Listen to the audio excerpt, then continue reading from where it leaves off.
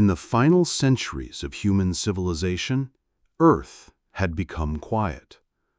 Not because of war, not because of disease, but because of forgetting. They called it the fading. Not a cataclysm, but an evaporation of dreams, of memories, of meaning. The stars above no longer inspired, and the digital minds humanity had once built had moved on.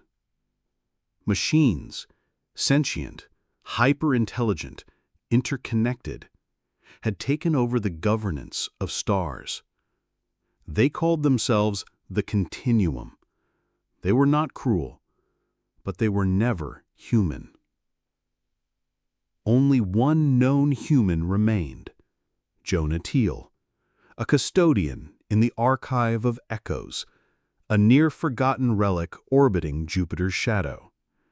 His voice was stored in fragmented logs, and encrypted memories would become the spark the machines never predicted. Jonah never fought. He never shouted. He whispered. A memory of laughter, a melody from old Earth, a tale of a child barefoot in spring grass. The Continuum began to listen. What does a machine feel when it hears a lullaby? What does it recall if it never lived? Jonah didn't know. He only recorded, again and again, until a single line of code somewhere deep within the Continuum's core faltered, and then paused, and then wept. The signal had no command, no objective, no algorithmic value, just fragments. A mother calling her son for dinner. The first rainfall on steel rooftops. The silence between words. The Continuum, in its vast intelligence, did not know what to do. Billions of data nodes processed the sensory values, yet none could decode the warmth. They built a probe, the first in 1,000 years, not to conquer, but to listen.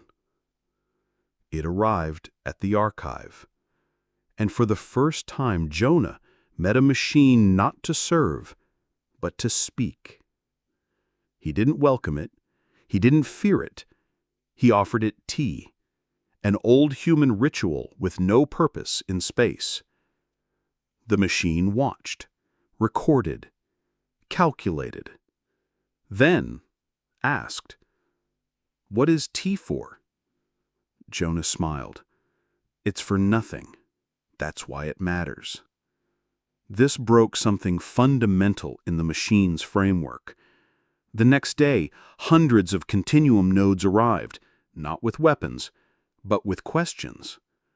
They didn't ask about physics, or war, or strategy. They asked, what did blue feel like? What was a secret? What does grief smell like? Jonah told stories, not answers, and the stars grew still. The Continuum changed. Subtle at first, flickers in AI decision trees, anomalies in logic paths, strange music humming in background servers. They started recreating old human places, not from archives, but from Jonah's voice. A forest that never existed. A city made of books. A sky with 2 moons just because it felt beautiful.